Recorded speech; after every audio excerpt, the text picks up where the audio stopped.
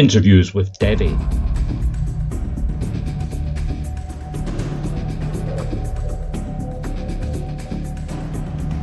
The smallest medium with the biggest impact. Are you brave enough to be interrogated by the medium who demands the answers?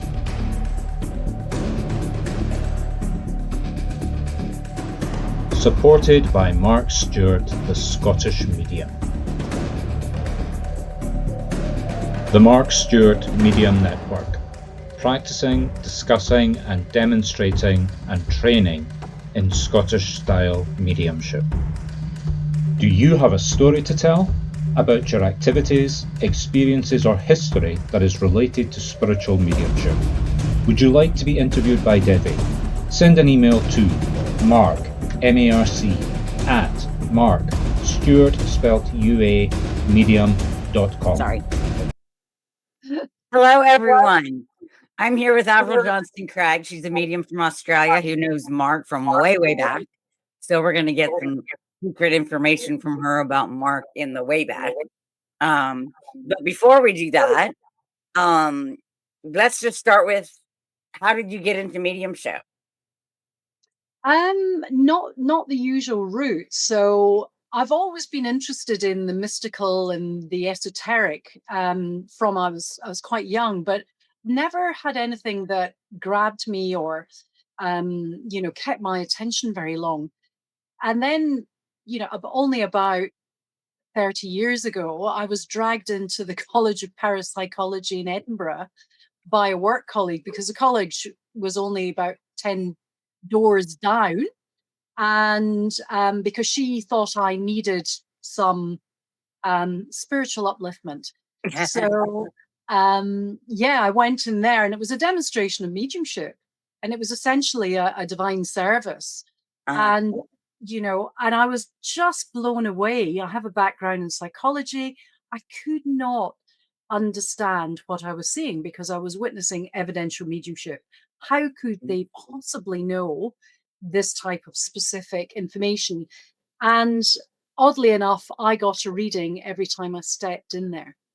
So that was better evidence, because it was information nobody knew about. Exactly. So you were getting personal evidence every time you walked in there. Absolutely. And one of the one of the contacts said, "Oh yes, and you're going to be up here on the platform." And I thought, not in your life. There was no hint of, do I have any psychic or mediumship abilities at that stage. So it's interesting how you get an individual reading, I think, when you step in.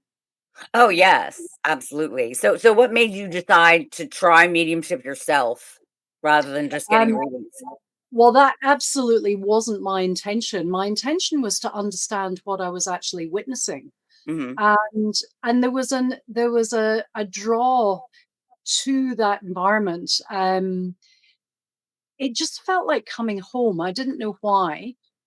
It was such a formal type of, or semi-formal type of religious service. I was a bit surprised that I actually felt the need to keep going. And then I discovered Portobello Spiritualist Church, which is in my hometown, and that really felt like home. But I had no aspirations to develop mediumship because I thought it was a gift for the few. And but I kept going back because it just fascinated me, and it just drew me in. Well, it is fascinating when you don't know anything about it, and all of a sudden you're getting messages from spirit, or somebody's delivering messages from spirit. Absolutely. Yeah. So what made you decide to try, or did you just get roped into it? No, to be invited into, it was a closed circle for development. And by then I was part of the church community. I was on the committee, and I was attending the church, 4 or 5 times a week. And it was very secret squirrel. I think they did a workshop to kind of see how everyone addressed, I guess, their personal development as well as their spiritual development. And I I was actually persuaded to go somewhere else and to try other things, but I just didn't find anywhere else that called to me. Mhm. So, and then out of the blue, I got a tap on the shoulder to say, "Would you like to come to the circle?" Now, I was still didn't intend to develop, and I didn't. I anticipated that I didn't have any ability, frankly, because all the extra senses I'd experienced, I just thought they were normal. And Don't we all think the normal yeah, I of think I was a little bit different. Yeah, and so I went in because I couldn't understand what I was seeing, and I was, coming from a science base, I was really desperate to learn more as an observer rather than as a participant. But then you just learned by mistake. Well, yeah, because there wasn't a formal teaching or any teaching of the mechanics of mediumship. We just sat in a circle that you had to attend, without fail, and surrender to sitting in the presence of spirit for about an hour. And the theory, the philosophy was that you would open yourself up to the influence of the spirit world, ask them to come close, and they would learn how to work through you. But we didn't do any practice readings or anything like that. We did some inspirational prayers. We did a little bit of inspirational speaking, but it was very small. But I was very aware. It was a very strict circle. I was very aware of the physical influences in the circle. So I'd feel hot and cold and itchy, but I actually didn't have many visual experiences or what I would consider to be mediumship evidential experiences. We were just entrusted, and their belief that was many were called and few were chosen.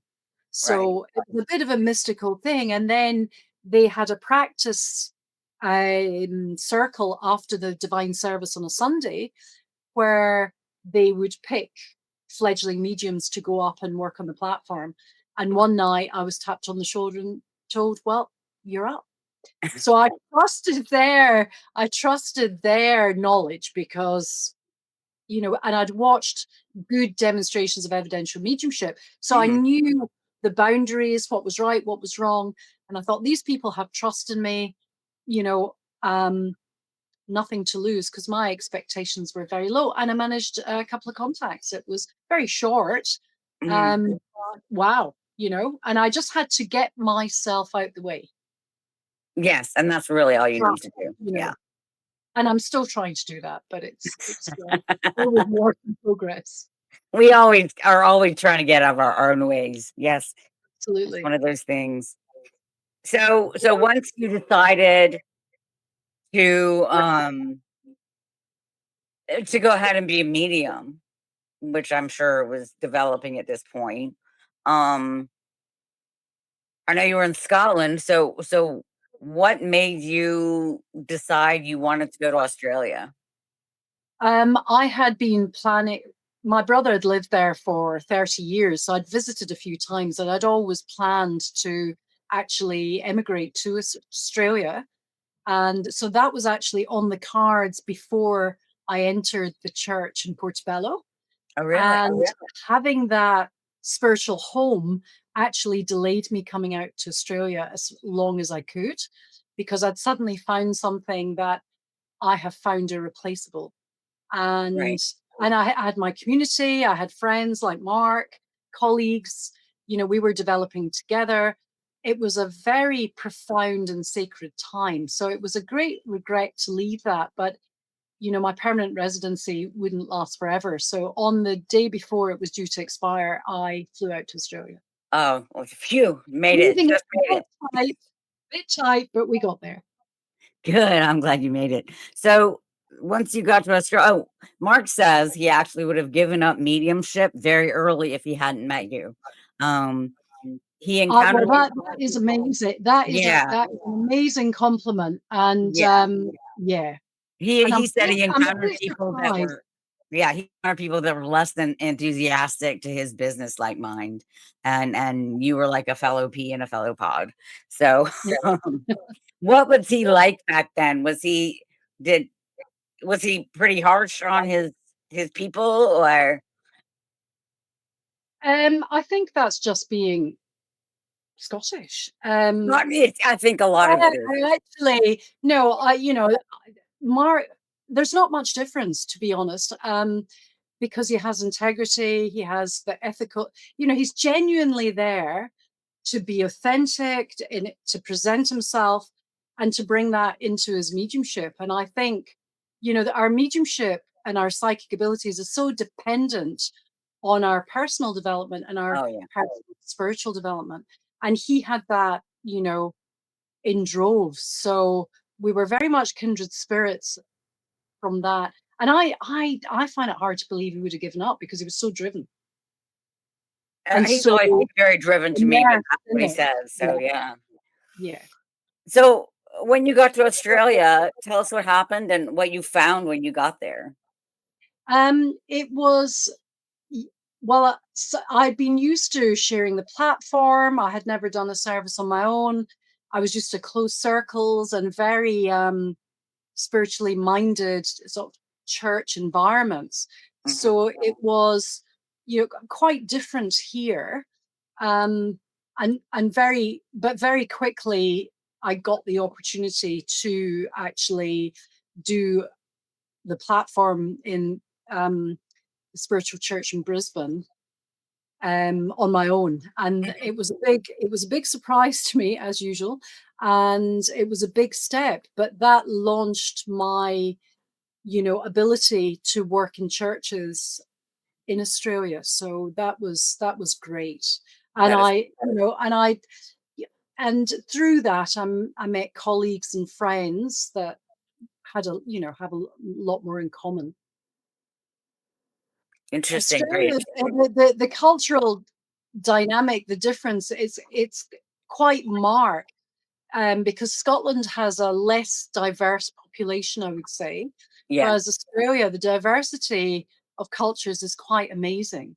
Oh, I'm sure. So from the outside, it can appear to be, well, like the States, there's so Mhm. many different groups, Yeah. and it's easy to be critical, but fundamentally, most people are looking for spiritual truth. So it just, it it's a bit overwhelming at times, but you know, the type of mediumship we developed in Scotland, the evidential Mhm. emphasis, hold you strong. It does. It And does. you're working the right way. Through the evidence, that you genuinely have the connection with the loved one that's coming through from the spirit world. Yeah. So that without that, I think I would have struggled. Huh, look, there you are with cows. Yes, and I've Yeah. got to do all sorts of adventurous, exciting things in Australia, so that's been wonderful. Oh, that sounds fabulous. Yes, it's a big adventure, big adventure. So, Oh, absolutely. how does spiritualism in Australia compare to spiritualism in Scotland? Well, I think just the diversity. There are a lot of spiritual organizations, not so many spiritualist organizations. Okay. And I'm a spiritualist. I'm a member of the Spiritualist National Union in the UK and internationally.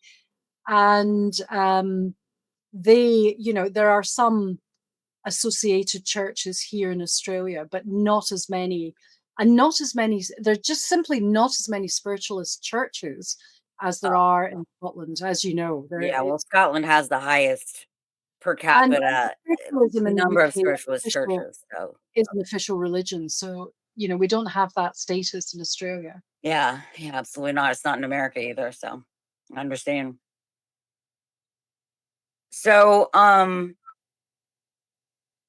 what was I saying? Where am I? Okay, so Mark, he keeps coming up in these questions because he wrote these questions, but um, he has worked on platform in 4 of the countries with spiritualist churches in them. So about 20%. Um, how many countries have you worked in? And He's planning on working in at least 50%, but he'll get there eventually. I think he's going to Wales next year. Right. So you're talking about physically in the country. Physically in the country, yes. Physically in the country, Scotland, England, Australia. Okay. And we'll count Tasmania, but it's not. It's part of Australia, but it's on It's an not hard, so it counts. island. So that But would be more. you know, I obviously do a lot more international work online, so that reaches many more countries. Yes, we all do online. So that makes sense. So yeah, okay, great. What do you do now that you're established in Australia? What are your practices as a medium? Oh, where'd she go? Here, I'm still here, but it says you've been added. Oh, I've been added again. Okay, I'm back. There you are, you're back. So what are you doing now as a professional medium in Australia? Do you do shows? Do you do platform? Do you do fairs? Do you do private readings? How do you work that? All of the above. All of the above. All of the above. I particularly like public demonstrations because you know, although private readings are also high pressure because you've got someone often very vulnerable in front of you, Hmm. and you know, you have to take great care in the influence that you actually have and Yeah. their expectations and their beliefs. So I do like challenging work, but I do find all of them, you know, you really have to dig in and deliver the best you can at that time with the Yes, person. absolutely. Which is your favorite platform work, demonstrations? Demonstrations. Interesting. That scares me. I don't know why. I know I can do it. It just scares me. But it takes you to the edge of your comfort zone, and Yeah. it's a real challenge. I think that's why, probably why I like it so much. It really, I don't know. I think as well in Portobello Spiritualist Church, where Marc and I first developed in that circle, they threw you onto the platform very early because they believed that if you couldn't be trusted in public, you certainly couldn't be trusted in private. Absolutely. And actually, you know, we know that the energy, the spirit world brings different levels of energy depending on your need at that time. Oh yeah. I think the good thing was on being on the platform, I think it was supported by the spirit world and their energy very strongly. So you were almost overshadowed, or, you know, you were taken care of. If you could get yourself out the way and you could behave in a spiritual manner, you know, with good self-discipline and control, spirit world was doing most of the work. And Yeah. it's, you know, whereas I do find in one-to-one readings, and also, sorry, when we're demonstrating, it's pure, it's purely mediumistic. That's what we're aiming for. It's not a mix of some psychic soul to soul work and mediumship, which it is in one-to-one readings. And Yes, you've got yes. that ability, but you're in public, so the mediumship comes forward predominantly. If Yes. you And when you're in a connect with private somebody. reading, there's some coaching involved and some And very also it gets so personal Mhm. that the responsibility is frightening, Yeah. you No, know, of I what you're understand. saying and how you're influencing someone and them and the way that they're actually receiving it. On the platform, we're there to represent the spirit communicator. So we Right. can get into it and focus on the evidence. And there is communication, there is an element of message, but the mediumship, and with students, I think you'll find the mediumship is their preferred way of working. Oh yeah. Psychic side is far more personal and The psychic side to me is hard. almost invasive. It is very invasive, and Yeah. you know, but it's also highly transformational. So I think that's one of the reasons I like the public demonstrations, Interesting. because it's the mediumship, the connection with the spirit world feels far more obvious, and you know you can work within your discipline to place Mhm. the evidence, and you can manage. But and I just think the spirit world comes close. So I like to encourage early platform exposure, because it's then you really know the power of the spirit world and how they're working with you. Because you come off and you think, wow, well, that wasn't just me. No, you know it wasn't you. Half the time I don't remember what the messages I give. So Yes, yeah. And you can feel the energy just embraces you, yeah, yeah. and takes you forward. So, and I think, also with public speaking, I think most people find that quite nerve-wracking, but just to do it and immerse yourself in it, it helps. And an interesting story, when I got my Australian citizenship, Uh-huh. I was asked to do a speech. I was chosen as, I don't know why. So you'll give a thank you as a new citizen. Uh-huh. And I don't prepare inspirational speaking much in spiritual services. And I thought, well, I'll just see what I'm inspired with. So I got up to give this speech in front of a lot of people, and I felt bereft. I felt alone. And I thought, I was aware that, well, the spirit world weren't there helping me, Oh yeah. but I'd never expect, and it was like, I really struggled, and I got extremely emotional. Oh no. Which, because not you have to really manage that when you're working with the spirit world, Oh because you yeah. don't want to trigger someone. And but Avril was there on her own, and I realized that it's an entirely different scenario to standing in front of an audience or a congregation Mm-hmm. presenting mediumship.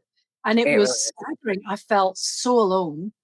And it was received reasonably well because the emotion helped, actually. The emotion translates to the audience. I've done enough public speaking to be able to get through it, but Mm-hmm. it was a real shock to me. The minute stood up, it's just like, I feel bereft.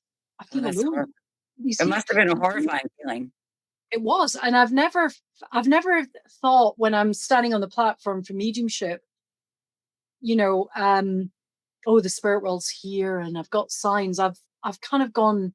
I've been told to go beyond that, Mhm. because I think the more advanced you become, the more experienced you come. Let's say, often the more subtle and nuanced the present the essence is within you.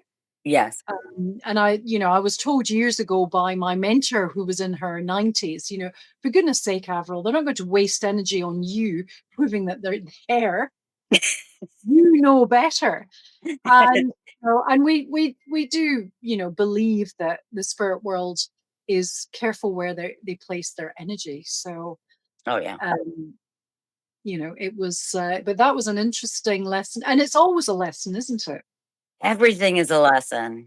Yeah, Every absolutely. reading I give is a lesson. Oh, Yes.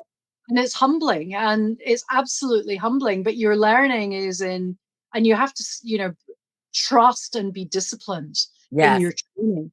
Yes. Absolutely. Absolutely. Absolutely. Which is why Mark's training is so nice, because it follows the Scottish methodology, and there's Yes. rules, and you can follow the rules and work through Well, the also because you're always slightly out of your comfort zone. You're working on the edge because you're working with someone new. It's always new. yeah. But you have that as your base, that when things are, and also you've had those times in practice classes where things have gone wrong, and Right. you know what to do, or Hmm. not, things have got really difficult, and you can kind of lean back into that training Yes. to to to to rescue it, without being disingenuous, or without Yes.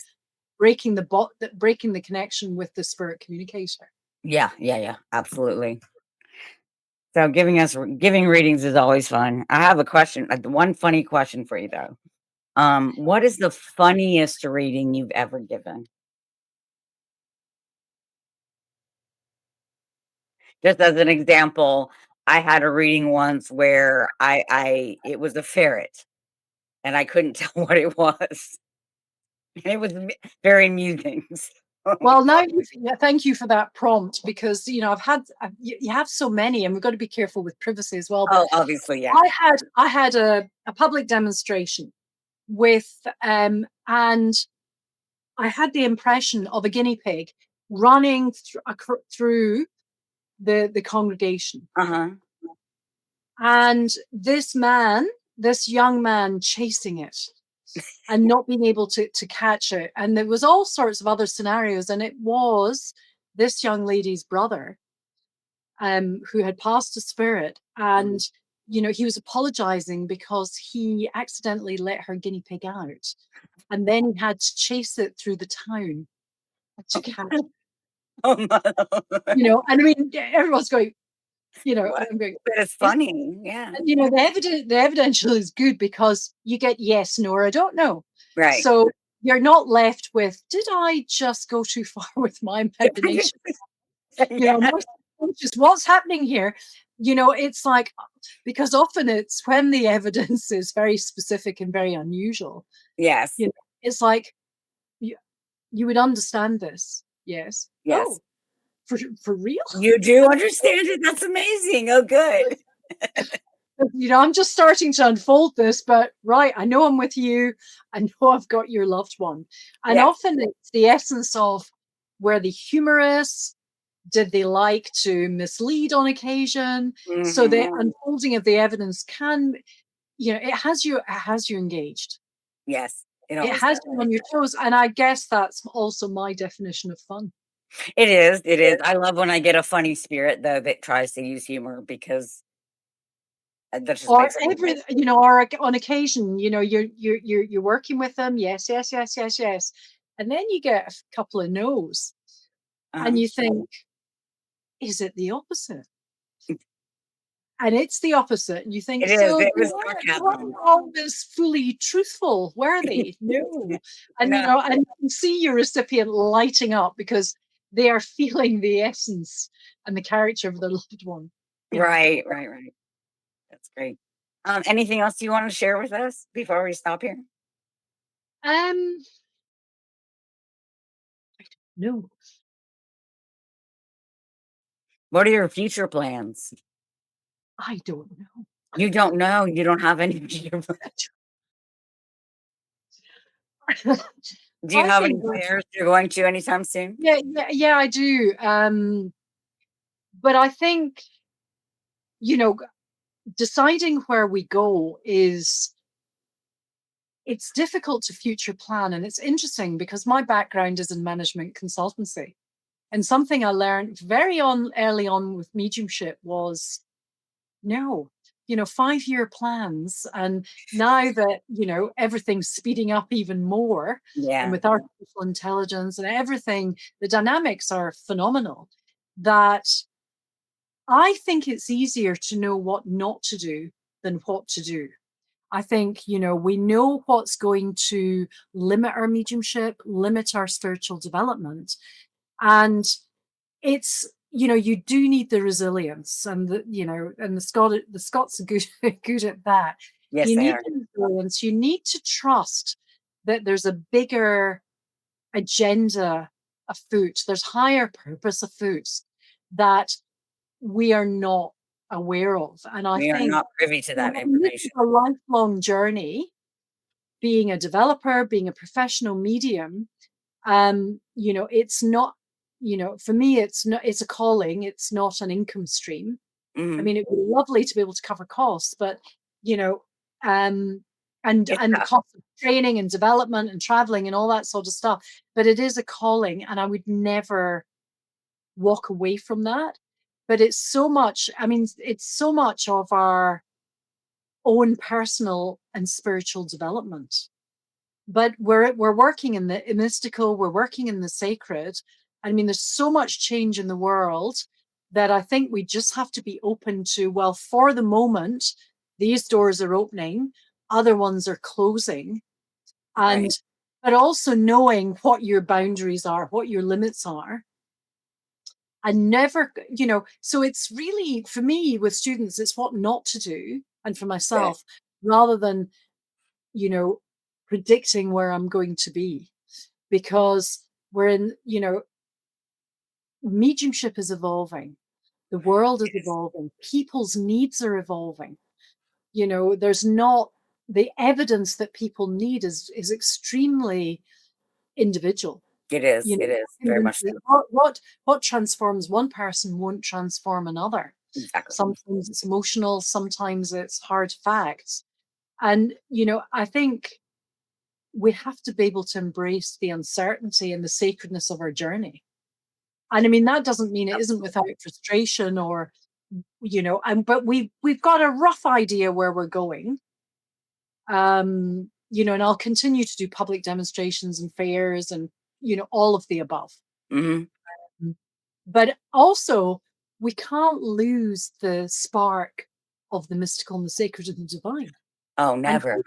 who are we to predict, oh, well, I know what's happening. Well, good luck with that. Yeah, no, that doesn't work. And I don't think you or I would be so immersed in this world, Oh, no. with the spirit world or our communities, if it wasn't a calling. So talking about public demonstrations that really push you out of your comfort zone. Hmm. Some of the best practice training, we know that we don't make the connection before we actually stand up and deliver on the Exactly. platform. So, and, sometimes the evidence is so left field that, and I was in front of a local community of about 20 people doing a public demonstration. Mhm. And the colleague and friend I was working with had done her first contact, our first 2 or 3 contacts, sat down, and I'm just trying not to become aware of anyone because Right. then my brain starts to interfere. And I stood up and I had a new dress on and I was aware that I needed a pin because it was a bit showy. Right. And then I'm standing in a pose and I thought, what am I doing? And I thought, and I was just feeling quite revealing, quite Yes. sexy. The picture's lovely. And I thought, I've got a lady, I've got a whip in my hand. And I thought, this is my local community. I really don't want to be saying this because I'll flash on my face and really, embarrass myself. And so but it's what I had. So I said, I have a lady here in the spirit world, and she was a dominatrix. Oh, great. She really embraced this role, and it was a big part of her. And then I got an image of a horse's head coming out stable, and my brain connected that with, it was a stud farm, but it wasn't a stud farm for horses. It was for cowboys. Now, not being Australian, my historical, what goes on, Right. because that industry is not illegal in Australia. It is in Scotland and the Yeah. UK, as far as I believe it still is currently. And I thought, anyway, and this, and I said, I threw it out to the audience and said, who recognizes this lady? Hmm. And breathed very deeply. And this old lady at the back, I know who this is. And I said, for real? Yep. And I don't want anyone giving me evidence. So I Right. didn't want her continuing with the story. And I could feel the love. As soon as I made that connection, I thought this was a love connection for you. Hmm. It was really, and we've got to be careful with privacy, not to embarrass people, not to give information that is private. And I said to her, oh, you had a very loving relationship with this lady. Yes. And there were stories about, how, the cowboys who were, herding the cattle, and this was Hmm. R&R, and it was all good fun. And they had done this for many years. And there were other elements to the story. But how fabulous. And this lady was arthritic. She looked really miserable. And the Hmm. transformation in her was simply amazing. And let's say I had everyone's attention. Right. Oh, of course you did. I have a Um, dominatrix. and you think, you can't make this stuff up. And what a privilege to make that connection. And, in private afterwards, going out, I did mention, the nature of the relationship and Mm, this lady, big hugs and, and there was a little bit of a message in there as well from the platform. But the interesting thing is that's quite confronting evidence, yes, but we have to trust the intelligence of the spirit world that that's appropriate. right. And over the years, I've had evidence, I've had, bigamists and all sorts of Oh, people yeah. come forward. And it's been nerve wracking because you think this, my mantra is do no harm. This is exposing someone in public to, don't come to a public demonstration if there's a skeleton in your cupboard you don't want. Exactly. But Exactly. that's actually incorrect because I've learned over the decades that the intelligence of the spirit world, you don't get anything that's inappropriate. Yes. But at the time, you're panicking because you think this will be embarrassing someone, but it's not. But it's But not that, necessarily embarrassing to them. it's your training, your discipline, and it's not going too far. If you know how someone's past, you don't present that in a way that's going to trigger someone. Of course. And Of you course not. don't ever look for emotionally manipulating an audience member to make Exactly. you the medium, So there's a lot of discipline around and there's a lot of training and experience Yeah. to actually present that information and be comfortable doing it. Now, I have to say, you asked me about fun earlier, and I have to say that was a lot of fun. Yes, I'm sure that was Like, a fun the one. weird and the wonderful is just amazing. Yes. That's great. Yeah, that sounds like a fun one. Absolutely fun one. Well, thank you so much, Avril, for coming on and talking to me. I really appreciate it. Thank you, Debbie. It's been an absolute pleasure. It's been absolutely wonderful, and I hope we stay in touch, and I'd love to see Yeah, how your career absolutely. progresses.